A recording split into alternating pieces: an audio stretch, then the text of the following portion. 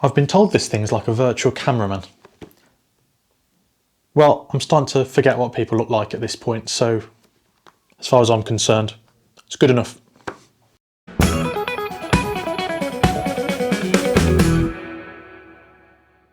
In the box, you get the Pivo Pod itself, just a little small unassuming device. Quite a nice little nifty feature actually is some extending legs on the bottom that come out just to stabilise it.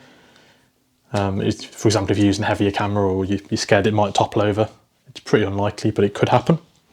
You also get a remote control, so you can control it at the click of a button.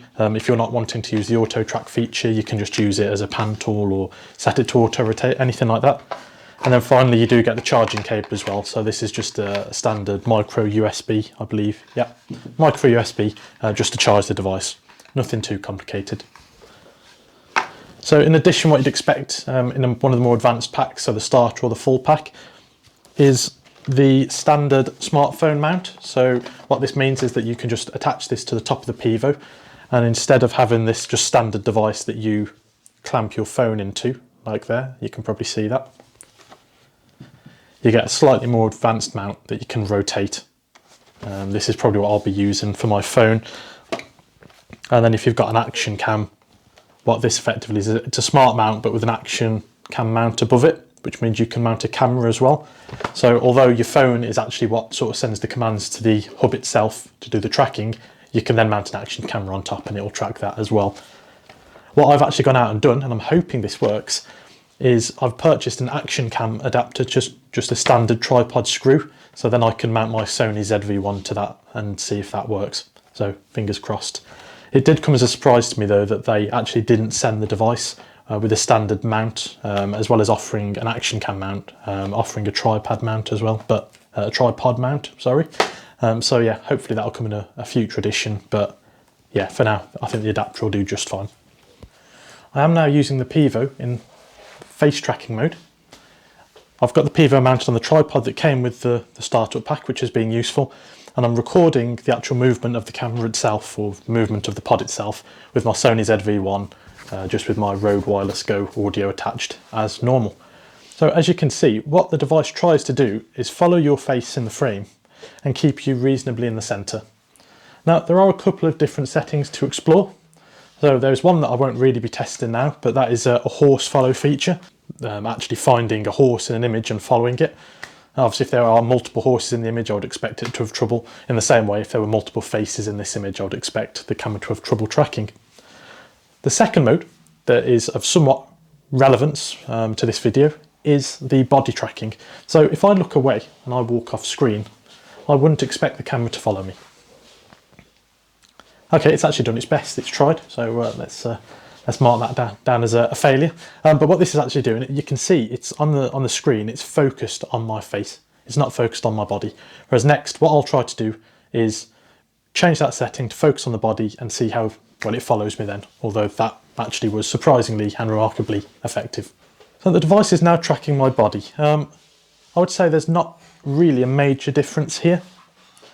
I know if I turn away, if I see, it's doing a relatively good job of tracking me anyway. I think with the face, if it lost you, it did attempt to find the face again. It did carry on moving. But for situations where the face may not be so visible, or you're having trouble getting the face tracking to work, then the body tracking, I can actually recommend it. It works remarkably well. It is just as if someone is following you around with a virtual cameraman. You know, it's pretty phenomenal. A couple more features worth mentioning on this tracking is the predictive follow, i.e. if it loses your face, it will try and follow you. Again, it could be useful if you're having trouble tracking your face and you maybe want to turn around, or maybe if you're doing a cookery class or something and you want to move over and pick up an ingredient and you're not focused on the screen. So that seems to work well. The second one is the auto zoom feature. Now I've set this to fast just so it's more obvious and it will demonstrate. But if I walk towards the camera, what it will try to do is it will try to zoom out to its fullest, and then as I walk away and I step back, what this should try to do is focus in on me a bit, so it'll pan towards me. This is a useful feature. Whether or not you use it or not will depend on the style of your video. I think what I'll do is I'll just set it to slow or normal, and that'll just give a feeling of movement around the frame. What you're looking at now will probably be a regular use case for this camera. What I've got is the Sony ZV1 mounted on top of the phone using the action cam bracket that came with the full pack of the Silver edition. What I've had to do is purchase an adapter that will convert the action cam to the tripod like I mentioned before.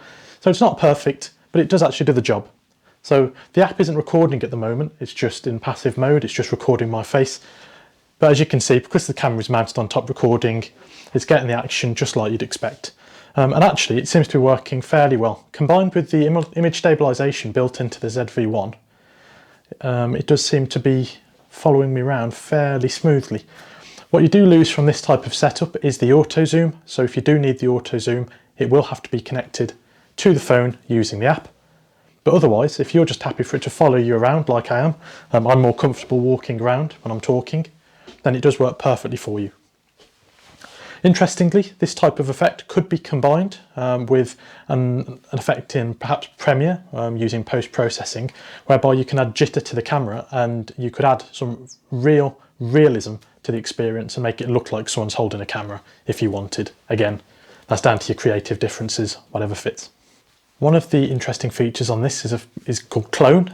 Now there are many different features on this, so I won't be going through them all. But what Clone does is it allows you to stitch together multiple videos, and what it will try to do is follow you. And on screen, I'm really bad at explaining this, but I'll show you on screen exactly what I mean. One image just feeds into the other. The base version of the Pivo, the red model, starts at £85 for just the base unit, which is more than good enough for most people, especially if you've already got a tripod mount.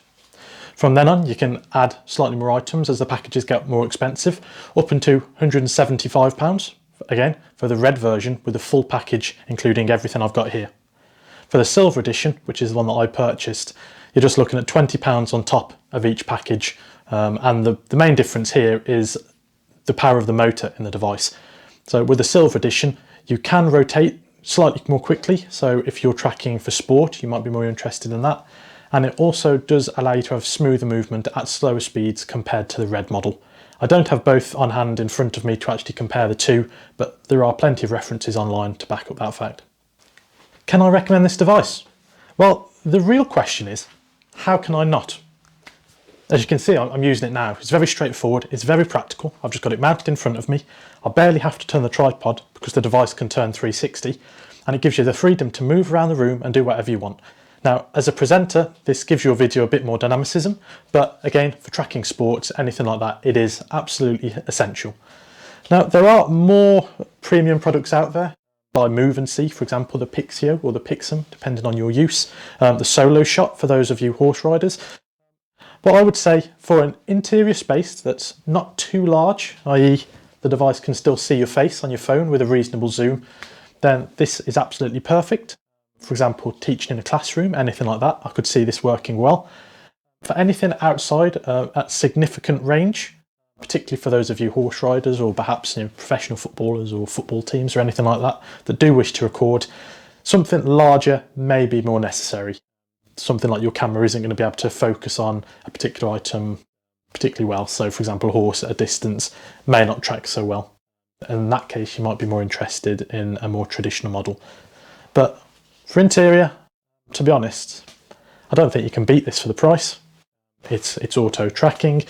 It gives you, again, like I said, the dynamicism in the videos, and it just gives you the freedom to walk around and do your own thing. And at the end of the day, we're all presenters on YouTube, and giving you that freedom to do exactly what you want on your video is absolutely key. So I will be using this in my future videos coming up.